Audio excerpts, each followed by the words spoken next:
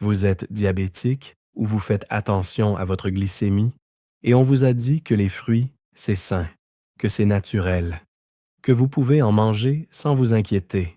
Mais personne ne vous a dit que certains fruits font monter votre taux de sucre aussi vite qu'une barre chocolatée. Pas une opinion. Un mécanisme métabolique documenté que je vais vous expliquer précisément dans quelques instants. Dans les prochaines minutes, je vais vous révéler les 10 fruits qui aident réellement votre corps à contrôler la glycémie. Et ensuite, je vais vous dévoiler les 5 fruits que les diabétiques devraient éviter ou consommer avec une extrême prudence. Restez jusqu'à la fin. Ce que vous allez entendre pourrait changer votre façon de manger dès demain matin. On nous a longtemps répété que tous les fruits sont bons pour la santé. Et c'est vrai, dans une certaine mesure. Mais ce discours ignore un élément fondamental, l'index glycémique. 2 fruits peuvent avoir le même nombre de calories et pourtant avoir des effets radicalement différents sur votre glycémie. La médecine conventionnelle a mis du temps à intégrer cette réalité dans ses conseils nutritionnels. Et aujourd'hui encore, beaucoup de professionnels de santé ne font pas la distinction entre un fruit à index glycémique bas et un fruit qui fait monter votre sucre en flèche. Dans cette vidéo, je vais vous donner 2 listes précises. La première, ce sont les 10 fruits alliés, ceux qui contiennent des fibres, des polyphénols et des composés actifs qui ralentissent l'absorption du glucose et améliorent la sensibilité à l'insuline. La deuxième, ce sont les 5 fruits que vous croyez inoffensifs, mais qui peuvent saboter vos efforts en quelques bouchées. Ce que vous allez découvrir va peut-être vous surprendre. Alors commençons par ce qui détruit votre glycémie sans que vous le sachiez. Selon une méta-analyse publiée dans le British Medical Journal portant sur plus de 500 000 personnes, la consommation de certains fruits à index glycémique élevé est associée à une augmentation du risque de développer un diabète de type 2 de 15 à 21%.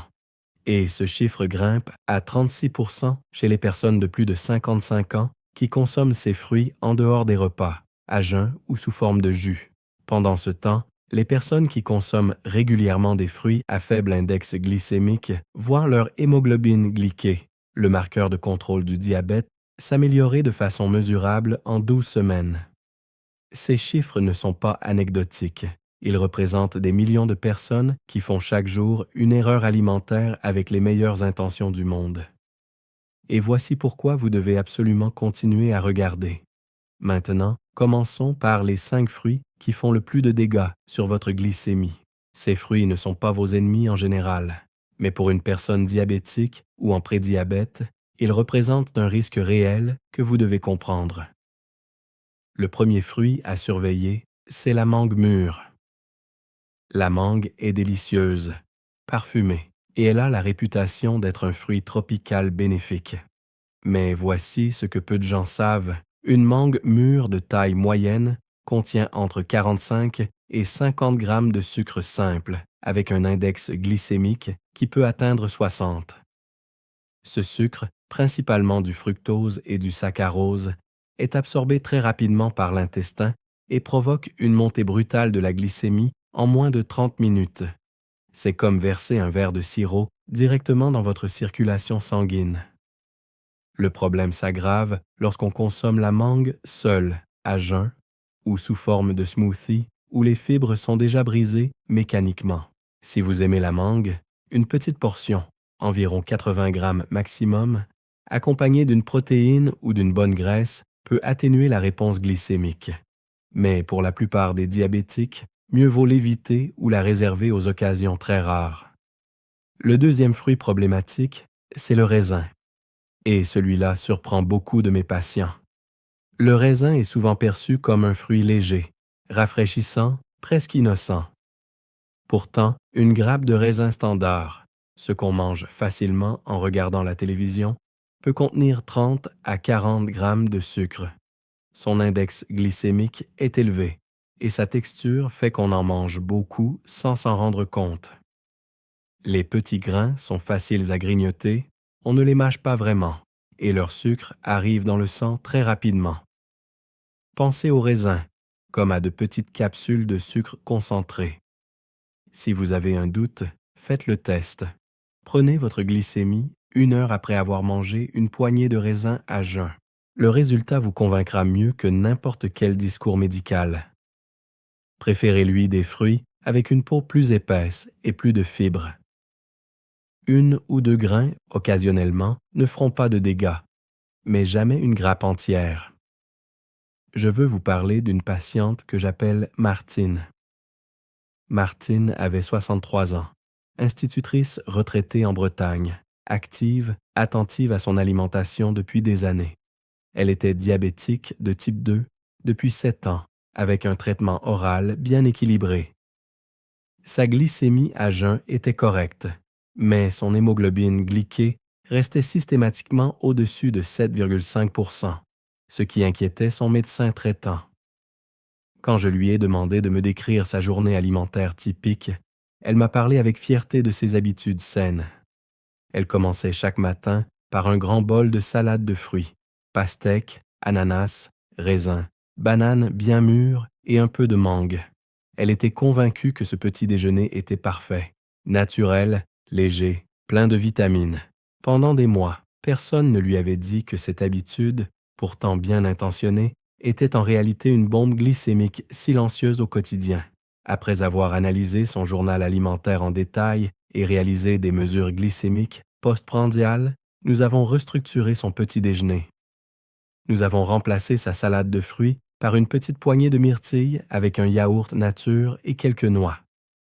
En 10 semaines, son hémoglobine glyquée est passée de 7,6 à 6,9 %.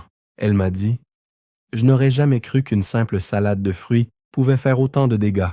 J'avais l'impression de faire quelque chose de bien pour moi chaque matin. » Cette phrase résume exactement pourquoi cette vidéo est importante. Dites-moi dans les commentaires, est-ce que vous mangez des fruits le matin à jeun? Écrivez juste en dessous, je lis tous vos messages personnellement. Et si cette information vous aide, prenez 2 secondes pour vous abonner et activer la cloche. Comme ça, vous ne manquerez aucune prochaine vidéo. Dites-moi aussi de quelle ville ou quel pays vous regardez. J'adore découvrir d'où viennent les personnes qui prennent leur santé au sérieux. Le 3e fruit problématique, c'est l'ananas. L'ananas est souvent présenté comme un fruit digestif, détox, plein d'enzymes bénéfiques, et c'est vrai qu'il contient de la bromélaïne, une enzyme intéressante. Mais son index glycémique, compris entre 59 et 66, selon la maturité, en fait un fruit à consommer avec une très grande précaution pour les personnes diabétiques. Une portion de 150 g d'ananas frais apporte environ 19 g de glucides, dont une majorité de sucre rapide. La maturité joue un rôle important. Plus l'ananas est mûr, plus son sucre est concentré et plus rapidement il passe dans le sang. En jus, c'est encore pire. Un verre de jus d'ananas peut contenir l'équivalent de 30 g de sucre sans aucune fibre pour en ralentir l'absorption. Si vous appréciez l'ananas, choisissez-le légèrement moins mûr. Consommez-en une petite portion, maximum 80 g. Et toujours après un repas contenant des protéines et des graisses, jamais seul. Le 4e fruit à surveiller, c'est la pastèque.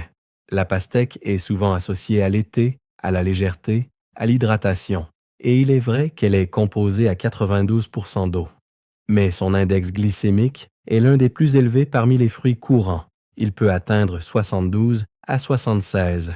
C'est paradoxal, car sa charge glycémique reste modérée pour une petite portion. Mais en pratique, qui mange 80 g de pastèque lors d'un repas d'été? La plupart des gens en consomment plusieurs grandes tranches, ce qui multiplie la charge glycémique réelle et provoque un pic de glycémie significatif.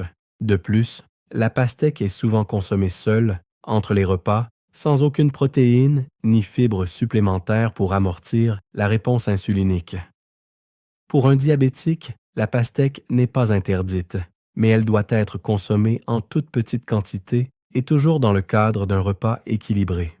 Le 5e fruit, et c'est celui qui va peut-être vous surprendre le plus, c'est la banane très mûre.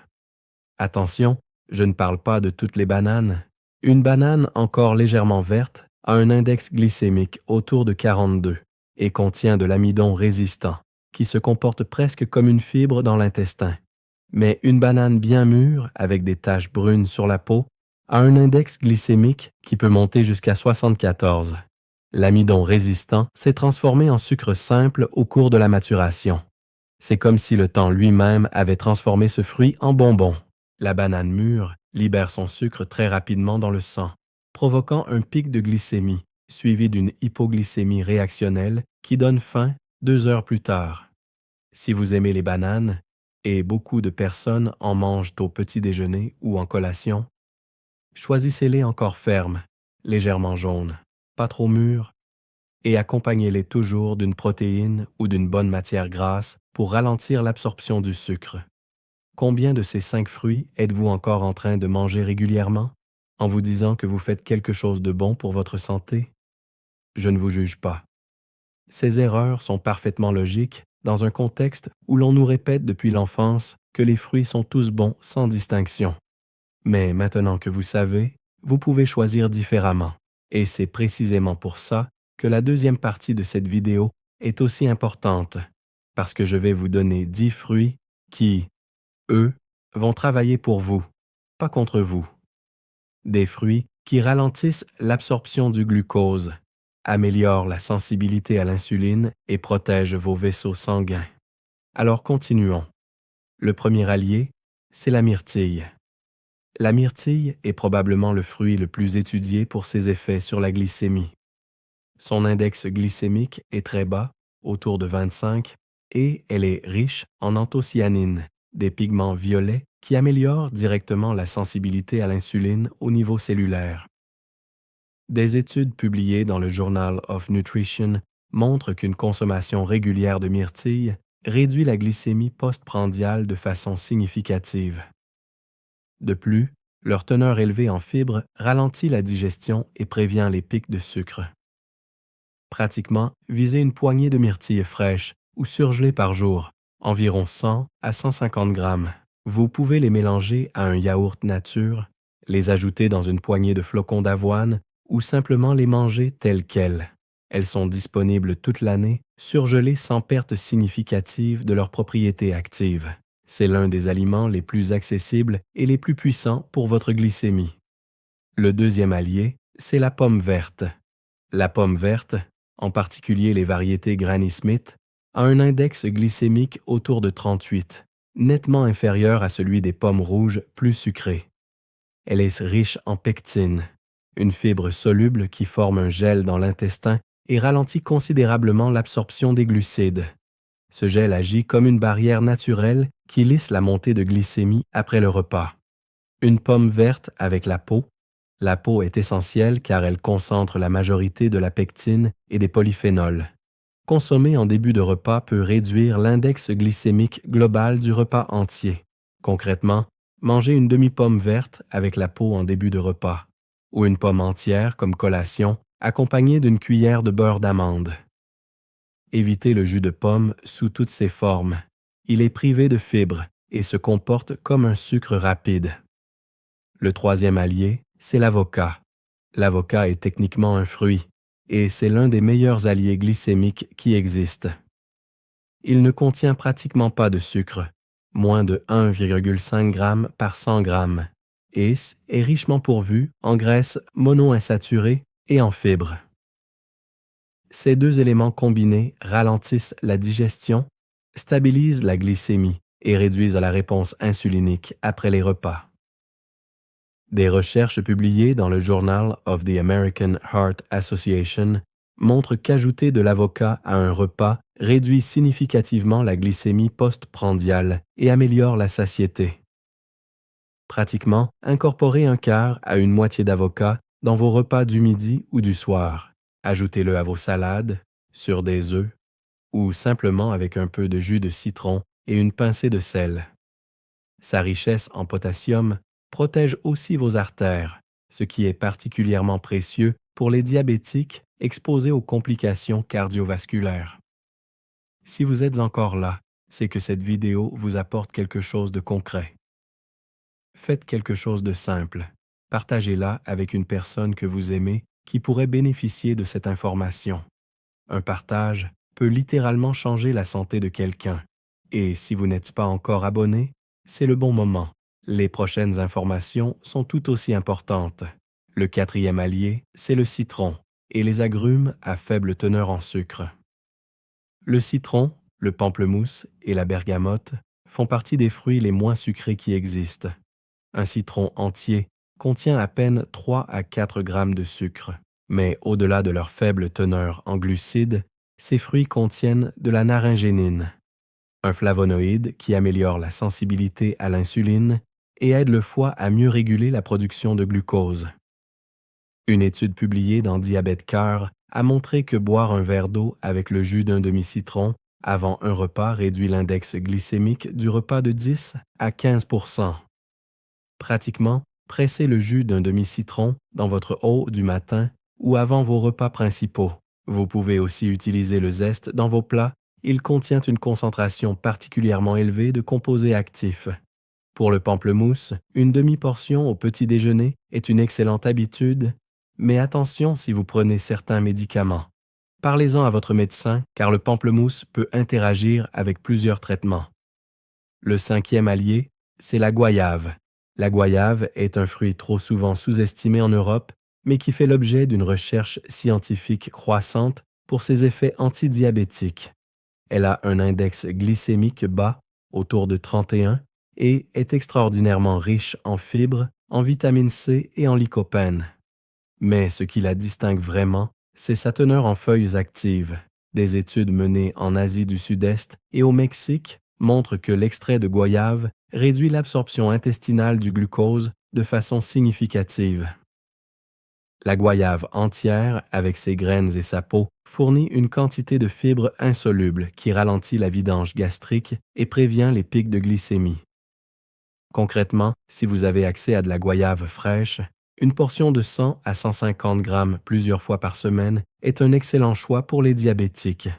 Elle est également disponible en version surgelée dans de nombreuses épiceries spécialisées. Le sixième allié, c'est la poire. La poire est souvent oubliée dans les discussions sur la glycémie, et c'est dommage. Elle a un index glycémique remarquablement bas, entre 30 et 38 selon la variété, et est l'un des fruits les plus riches en fibres parmi les fruits communs. Sa peau contient de la quercétine, un antioxydant qui améliore la fonction des cellules bêta du pancréas. Ces cellules responsables de la production d'insuline. Une poire moyenne avec la peau contient environ 5 grammes de fibres, ce qui est exceptionnel pour un fruit. Ces fibres forment un réseau qui piège littéralement une partie des glucides dans l'intestin et les empêche d'être absorbés rapidement. Mangez vos poires bien fraîches, avec la peau, en début de repas ou en collation avec quelques amandes. Évitez les poires en conserve au sirop, elles ont perdu leurs fibres protectrices et ont été baignées dans du sucre ajouté. Le septième allié, c'est la cerise. La cerise possède l'un des index glycémiques les plus bas parmi tous les fruits, autour de 22, ce qui en fait un choix remarquable pour les personnes diabétiques. Mais ce qui rend les cerises vraiment spéciales, c'est leur teneur en anthocyanine et en mélatonine naturelle, deux composés qui améliorent la réponse insulinique et réduisent l'inflammation chronique associée au diabète de type 2. Une étude de l'Université de Michigan a montré que les composés de la cerise activent directement la production d'insuline par le pancréas. Pratiquement, une portion de 12 à 15 cerises fraîches, environ 100 grammes, représente une collation idéale pour les diabétiques. Les cerises surgelées conservent leurs propriétés actives et peuvent être utilisées dans les smoothies à faible index glycémique, avec du yaourt grec et un peu de cannelle. Le huitième allié, c'est la pomme grenade. La grenade est peut-être le fruit le plus puissant de cette liste pour son action sur la glycémie et la protection vasculaire. Elle contient des punicalagins, des composés polyphénoliques uniques qui inhibent les enzymes responsables de la digestion des glucides dans l'intestin, ralentissant ainsi directement l'absorption du sucre. Des études cliniques publiées dans Nutrition Research ont montré qu'une consommation régulière de grenades pendant 12 semaines réduit la glycémie à jeun de façon mesurable chez les patients diabétiques de type 2. Elle réduit également le LDL oxydé, le mauvais cholestérol endommagé, ce qui est crucial pour protéger vos artères. Concrètement, mangez les grains frais de la grenade, les arilles, comme collation ou en ajout sur une salade. 2 à 3 cuillères à soupe par jour suffisent pour bénéficier de ces propriétés. Évitez le jus de grenade commercial, souvent sucré et dépourvu des fibres essentielles. Le 9e allié, c'est la fraise. La fraise est l'un des fruits les plus facilement accessibles et les plus bénéfiques pour la glycémie. Son index glycémique est autour de 40 et elle est extrêmement riche en vitamine C et en polyphénols, notamment la ficétine, un composé qui améliore la signalisation insulinique au niveau cellulaire. Des recherches récentes montrent que manger des fraises régulièrement réduit les marqueurs d'inflammation chronique, inflammation qui est au cœur de la résistance à l'insuline dans le diabète de type 2. En plus, les fraises ont une densité nutritive remarquable pour un faible apport calorique et glucidique. Pratiquement, une portion de 150 à 200 grammes de fraises fraîches ou surgelées représente un excellent choix pour une collation ou un dessert. Associez-les à du fromage blanc ou du yaourt grec pour créer une combinaison protéines, fibres, antioxydants qui stabilise parfaitement la glycémie postprandiale. Et maintenant, voici le 10e allié, le plus puissant, celui que je voulais vous garder pour la fin. C'est l'açaï. L'açaï est un fruit originaire d'Amazonie, dont les études scientifiques récentes ont confirmé des propriétés remarquables sur la glycémie. Son index glycémique est l'un des plus bas de tous les fruits connus, inférieur à 20. Il contient une concentration extraordinaire d'anthocyanines, de graisses oméga 9 et de fibres qui agissent en synergie pour améliorer la sensibilité à l'insuline, réduire l'inflammation pancréatique et ralentir l'absorption des glucides. Une étude publiée dans Nutrition Journal a montré que la consommation régulière de pulpe d'açaï réduit la glycémie postprandiale de 19% par rapport à un groupe contrôle. Ce qui rend l'açaï encore plus précieux, c'est son action sur la résistance à l'insuline. Il améliore la communication entre l'insuline et les cellules musculaires, permettant une meilleure utilisation du glucose. Vous le trouverez le plus souvent sous forme de pulpe, surgelée en paquets. Une portion de 100 grammes, mélangée à un yaourt grec sans sucre, représente l'une des meilleures collations glycémiques qui soit. Consommez-le sans sucre ajouté et évitez les bols d'açaï commerciaux qui sont souvent saturés de miel, de granola sucré et de fruits à index glycémique élevé. Votre glycémie ne vous envoie pas de signal d'alarme visible.